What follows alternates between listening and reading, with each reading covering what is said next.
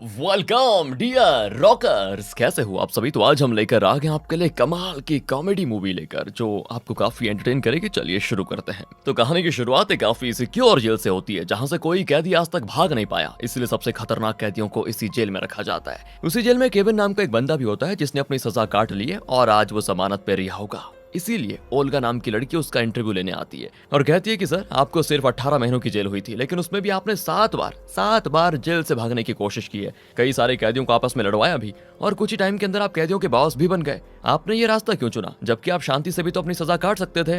अब इस पर केविन कहता है कि देखो मेरा बचपन से एक ही सपना था कि मैं एक माफिया बनूं, उसी सपने को पूरा करना चाहता हूँ। ओल्गा कहती है बड़े महान इंसान हो आप, जेल से छूटने के बाद भी दोबारा जेल में आने के सपने देख रहे हो। अरे जब आपको जमानत मिल रही है तो आपको एक साधारण तरीके से जिंदगी गुजारनी चाहिए, नए लोगों से मिलना चाहिए ताकि उनके बारे में आप जान सको कि वो कैसी जिंदगी गुजारते हैं। इससे आपको एक साधारण जिंदगी गुजारने का पता चलेगा। केविन कहता है देखो मुझे लोगों के बारे में जानने के लिए उनकी जिंदगी में घुसने की जरूरत नहीं है, मैं किसी को एक झलक देखकर उसकी खानदान की स्टोरी निकाल सकता हूँ। चलो मैं तुम्हारे बारे में कुछ बताता हूँ कि तुमने करियर को लेकर खूब सपने सजाए थे ना, लेकिन क्या हुआ, किसी लूजर बंदे के प्यार में पड़कर तुमने अपना करियर खत्म कर दिया। अब सिर्फ परिवार चलाने की कोशिश में लगी हुई हो। तुम्हारा किचन बड़ा ही घटिया है, तुम्हारे पति ने दिया होगा ना, प्यार की निशानी समझ कर रखा है ना तुमने उसे, यही तो देने की उसकी हैसियत है। अब ये सारी चीज सुनकर ओल्गा तंग रह जाती कि सिर्फ मुझे देखकर ये मेरे बारे में इतना कैसे बता सकता है। केविन कहता है कि तुम्हें तो अपने पति से दूर हो जाना चाहिए, तुम्हारे आने वाले बच्चों को तुम खुद के दम पर भी पाल सकती हो, यही तुम्हारे लिए बेहतर होगा। तो ओल्गा भी थोड़े गुस्से में कह देती है कि सुनिए ना तो मैं कभी अपने पति को छोड़ूंगी और ना ही वो एक लूजर है, समझे। कहकर ओल्गा उदास होते हुए चली जाती है। दूसरी तरफ हम ओल्गा के पति जेम्स को देखते हैं जो कि एनवायरमेंट ऑफिसर है, मतलब कि वातावरण से जुड़ी किसी भी चीजों को नुकसान पहुंचाते हुए कोई दिखाई दे तो जेम्स का काम होगा उसके खिलाफ रिपोर्ट बनाना और नुकसान की भरपाई करवाना। अभी वो एक छोटे बच्चे के पीछे पड़ा हुआ है जो किसी गार्डन से फूल तोड़कर भाग रहा था, तो वो बच्चे का पीछा करने लगता है और उस बच्चे को पकड़ने के लिए वो अपने सीनियर ऑफिसर को बैकअप के लिए बुलाता भी है कि जल्दी आओ, मुझे तुम लोगों की सख्त जरूरत है। तो सीनियर ऑफिसर भी उसका मजाक उड़ाते हुए कहता है कि अच्छा अभी भेज देते हैं हेलीकॉप्टर और टैंक्स वगैरह, तुम तो लड़ाई लड़ने जा रहे हो ना। अबे गधे कहीं के, छोटे बच्चे को पकड़ने के लिए तुम्हें हमारी मदद चाहिए क्या। अब ये सुनकर जेम्स खुद ही बच्चे के पीछे भागने लगता है। देखकर थोड़ा थोड़ा लग भी रहा है कि जेम्स एक लूजर है दोस्तों, जैसा केविन बता रहा था। अब काफी दूर तक भागने के बाद जेम्स बच्चों के अड्डे पे पहुंच जाता है जहां पर होते हैं कई सारे बदमाश। तो वो जेम्स से कहते हैं कि क्यों भाई साहब, क्या परेशानी तुमको, इधर क्यों मटक रहे हो। तो जेम्स कहता है कि तुम लोगों में से एक बच्चे ने एक घर के गार्डन से फूल तोड़ा है, मुझे उसके खिलाफ रिपोर्ट बनानी है और फाइन भी लेना है उस पर। बच्चों का लीडर जेम्स से कहता है कि अच्छा तो ऐसी बात है, जरा पकड़ कर तो दिखाना, वही फूल तेरी कब्र पर चढ़ा देंगे।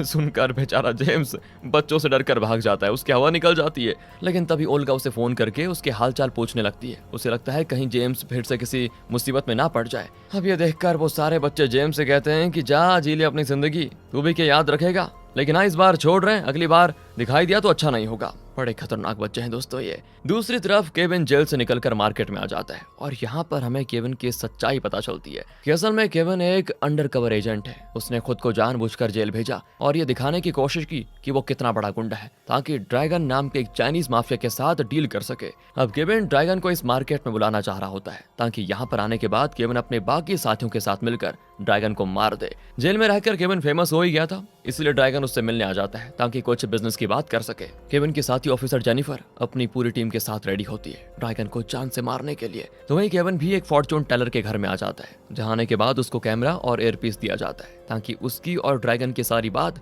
जेनिफर सुन सके। वो फॉर्चून टेलर केविन से कहती है तुम्हारे सर पर खतरे की घंटी मैं महसूस कर पा रही हूँ, तुमने अपनी बातों से किसी लड़की का दिल दुखाया है जिसकी सजा के हिसाब से तुम्हारी तो आज वाट लगने वाली है। और यहाँ पर वो किस लड़की की बात कर रही है, ओल्गा की दोस्तों।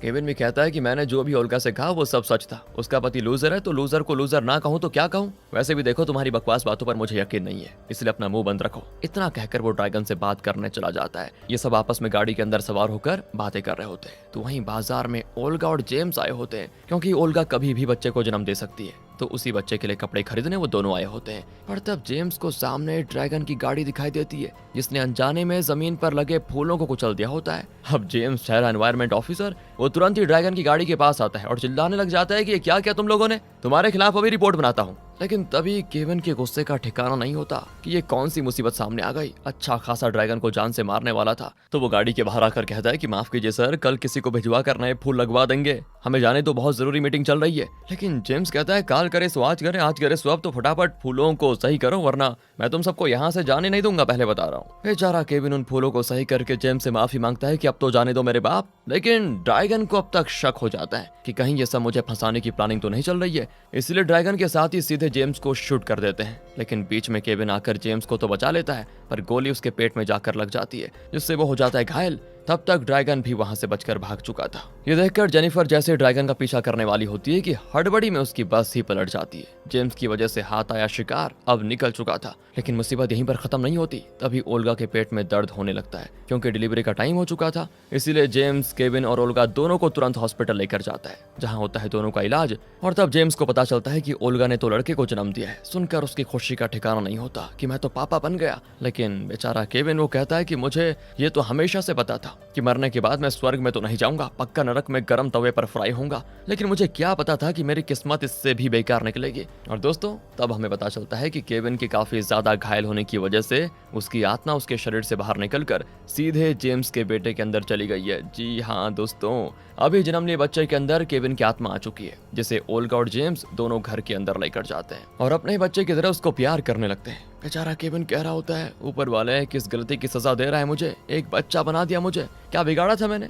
अब केविन एकदम से छोटा है दोस्तों, तो उसकी आवाज तक नहीं निकलती। वो बता भी नहीं पाएगा किसी को कि वो एक अंडरकवर एजेंट है, बल्कि कोई बच्चा नहीं। अब ऐसे बच्चे के शरीर में रहते रहते करीब 1 साल गुजर जाता है और अब थोड़ा थोड़ा केविन बोलने भी लगता है। जेम्स अपने बेटे से कहता है कि तुम तो एक महान पुलिस ऑफिसर के बेटे हो, बड़े होकर भी मेरी तरह बनोगे ना, चलो बेटा कहो मेरे साथ कि मेरे पापा हीरो हैं। तो केविन कहता है मेरे पापा लूजर हैं। और ये सुनकर जेम्स हो जाता है बेहोश कि 1 साल का बच्चा इतने अच्छे से कैसे बोल सकता है। अब रात को जब जेम्स को होश आता है ना, तो वो फिर से अपने बेटे के पास जाकर देखता है कि ये सच में बोलता है क्या। तो केविन कहता है कि अबे बकलोल ऐसे क्या घूर रहा है, खा जाएगा क्या मुझे। और यहाँ जेम्स की फिर से हालत खराब। और वो जैसे ओल्गा को उठाने वाला होता है तो केविन कहता है अबे तू पागल हो गया है क्या, हार्ट अटैक देगा क्या अपनी पत्नी को, मर जाएगी मुझे ऐसे देखकर। जेम्स फिर जल्दी से केविन को बाथरूम में लॉक कर देता है और बाथटब में गर्म पानी में उसको डालते हुए कहता है कि चल अब बता तू है कौन, तू ऐसे कैसे बोल सकता है। तो केविन कहता है कि मैं वही गाड़ी वाला बंदा हूँ जिसे तेरी बेवकूफियों की वजह से गोली खानी पड़ी थी, मेरी हालत का जिम्मेदार कम अकल का इंसान तू ही है। तब जेम्स कहता है तू यहाँ है तो मेरा बेटा किधर है।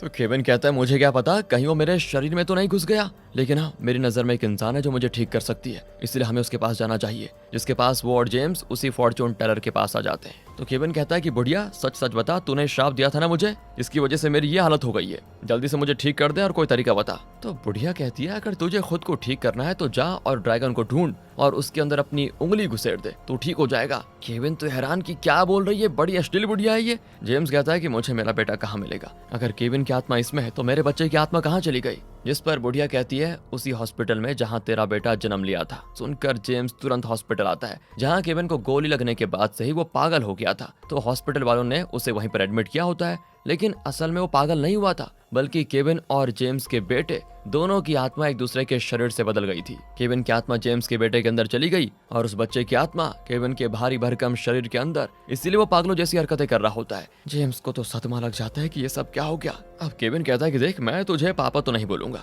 लेकिन हाँ तू मेरा पार्टनर जरूर बन चुका है, क्योंकि ये मेरा चुटकू सा शरीर ड्रैगन को अकेले नहीं मार पाएगा, इसीलिए तुझे मेरी मदद करनी होगी उस काम को पूरा करने में जो तेरी वजह से खराब हो गया था। इसमें हमारी मदद जेनिफर भी करेगी, इसलिए उसके पास चलते हैं। जेम्स जैसे जेनिफर के पास आता है वो उसको देखकर भड़क जाती है कि तेरी वजह से ड्रैगन भाग निकला था और अब आ गया मेरी मदद करने के लिए, तुझसे नहीं हो पाएगा। सिर्फ एक इंसान वो काम कर सकता था और वो था केविन, जो अभी हॉस्पिटल में है बेचारा। इतना कहकर वो चली जाती है वहां से। अब केविन जेम्स से कहता है कि देख जेनिफर तो मदद करने से रही, लगता है हम दोनों को ड्रैगन को ढूंढकर उसके अंदर उंगली घुसेड़नी पड़ेगी, तभी जाकर मुझे मेरा शरीर वापस मिल पाएगा और तुझे तेरा बेटा। देख मेरे पास एक प्लान है, ड्रैगन की एक छमिया है, तुझे पास के क्लब में मिल जाएगी, उसको उठा लेते हैं। उसको जरूर पता होगा कि ड्रैगन कहाँ मिल सकता है, उसके बाद ही ड्रैगन को पकड़ लेंगे। इसलिए जेम्स केविन को बेबी स्टॉलर में डालकर क्लब के बाहर छोड़ देता है और खुद क्लब में आ जाता है, जहाँ केविन बच्चों के वॉकी टॉकी की मदद से जेम्स को गाइड कर रहा होता है। कि वो लड़की कैसी दिखती है। तो जेम्स को क्लब के अंदर नाच रही एक लड़की दिखाई देती है जो कि केविन के बताए हुए होलिये से बिल्कुल मैच कर जाती है। केविन कहता है कि फिर सोच क्या रहा है बे, जल्दी से सेट कर ले उसको और डेट पर चलने को बोल, वहीं से उठा लेंगे उसे। जेम्स कहता है कि यार मैं शादीशुदा हूँ, बड़ी मुश्किल से ओल्गा को पटाया था मैंने और मेरे बस की बात नहीं है किसी दूसरी लड़की को पटाना। लेकिन दोस्तों फिर वो जैसे ही हिम्मत करके उस लड़की के पास आकर कहता है कि हेलो मिस, इतना कहते वो लड़की घसीट कर उसको थप्पड़ मार देती है, ये कहते हुए कि मुझसे बात करने के लिए भी फी देनी पड़ती है, पैसे दे मुझे तभी तुम्हारा काम करते जाऊंगी। ये सुनकर बेचारा जेम्स अपनी जमा पूंजी निकाल कर उस लड़की को दे देता है, इस उम्मीद में कि अब लड़की खुद से ही ड्रैगन का पता बता देगी। लेकिन वो लड़की तो जेम्स को कमरे में लेकर जाती है और उसके साथ पैसों के बदले एंजॉय करने की सोचती है। जेम्स कहता है ये क्या कर रही हो, मैं शादीशुदा हूँ, मेरी पत्नी को पता चला तो मुझे छोड़कर भाग जाएगी। बेचारा जेम्स बुरी तरह फंस चुका होता है और वो लड़की उसे छोड़ने को तैयार नहीं। तब जेम्स उस लड़की को ऐसा धक्का मारता है ना कि वो सीधे बेहोश। केविन कहता है कि बढ़िया काम किया तूने, चल अब वहां से उस लड़की को उठाकर लेकर आ जा, मैं उसे ड्रैगन का पता उगलवा लूंगा। इसलिए जेम्स उस लड़की को सभी से छुपाकर एक फाउंटेन के पास लेकर आता है और उसकी आंखों पर पट्टी बांध देता है। तब केविन उस लड़की से कहता है कि एक कदम भी आगे बढ़ाया तूने तो सीधा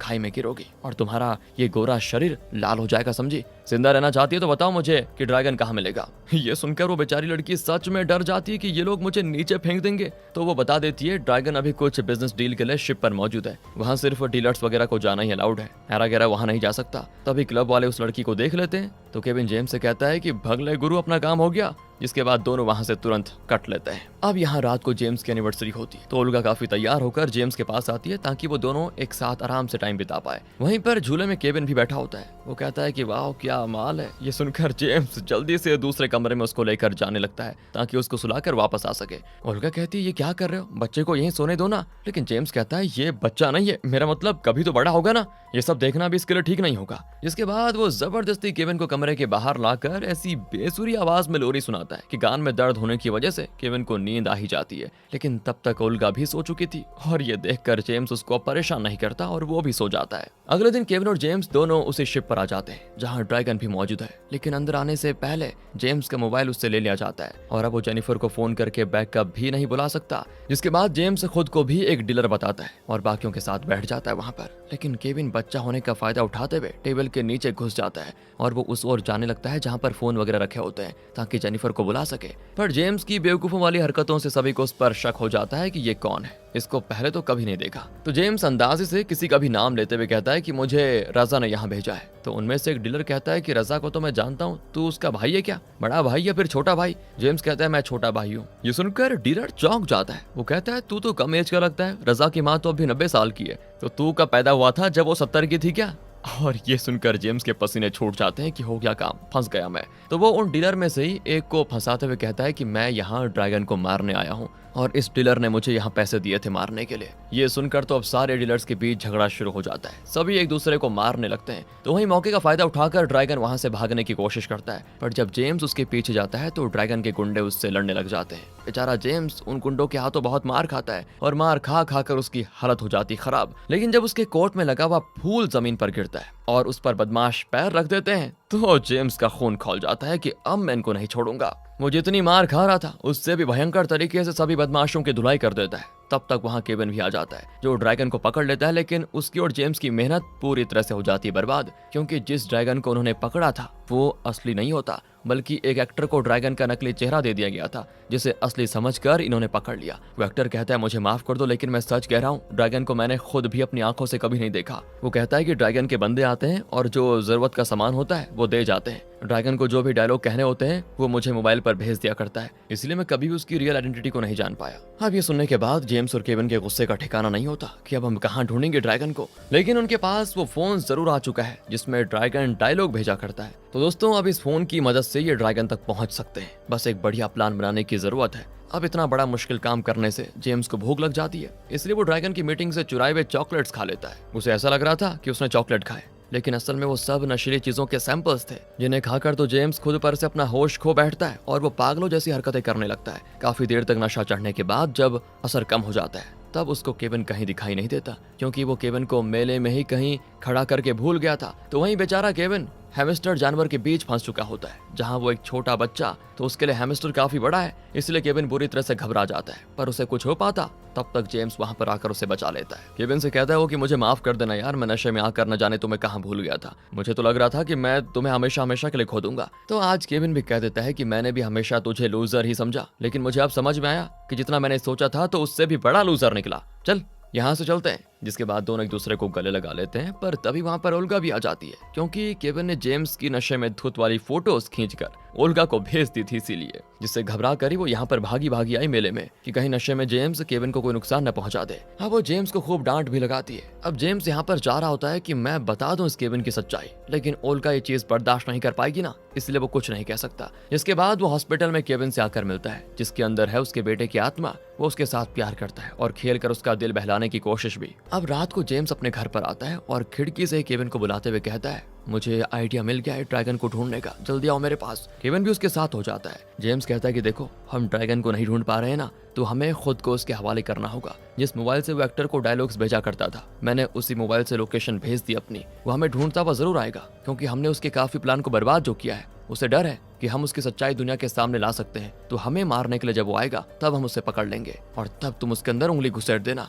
लेकिन तभी ड्रैगन के आदमी उसकी गाड़ी का एक्सीडेंट कर देते हैं, जिससे जेम्स हो जाता है बेहोश। और जब उसे होश आता है तो वो खुद को बंदी बना पाता है और उसके सामने है केविन। केविन कहता है कि ऐसा खतरनाक प्लान बनाने से पहले कम से कम मेरे साथ एक बार पूछ तो लिया होता, देखा फंस गए हम। हो तो अच्छा हो मेरा दिमाग तेज चलता है, तो तेरी पत्नी का फोन उठा लिया था मैंने। जेनिफर को फोन करके बुलाता हूँ अभी, वो आकर हमारी मदद कर देगी। लेकिन वो फोन ही करने वाला होता है कि तभी वहां पर जेनिफर आ जाती है। अब वो केविन को तो पहचानती नहीं कि बच्चे के अंदर असल में केविन है, सिर्फ जेम्स को देखकर कहती है तुमने तो मेरी नाक में दम करके रखा हुआ है, पहले भी मेरा प्लान फेल किया, अभी भी परेशान करने में लगे हुए हो, इसलिए तुम्हारा एक्सीडेंट करवाना पड़ा मुझे। जिसके बाद जेनिफर सारी सच्चाई जेम्स को बताने लगती है कि कोई ड्रैगन इस दुनिया में एग्जिस्ट ही नहीं करता। ड्रैगन को तो मैंने खुद बनाया है, वो भी सिर्फ केविन को फंसाने के लिए। जिस दिन वो गाड़ी के अंदर ड्रैगन को मारने आया था, उस गाड़ी में भी ड्रैगन के होलिया में वही एक्टर मौजूद था, क्योंकि ड्रैगन नाम का कोई इंसान इस दुनिया में है ही नहीं। मैं केविन को गाड़ी में बस एक बार लाना चाहती थी ताकि वहीं उसका खेल खत्म कर दूं, लेकिन तुमने मेरा प्लान फेल कर दिया।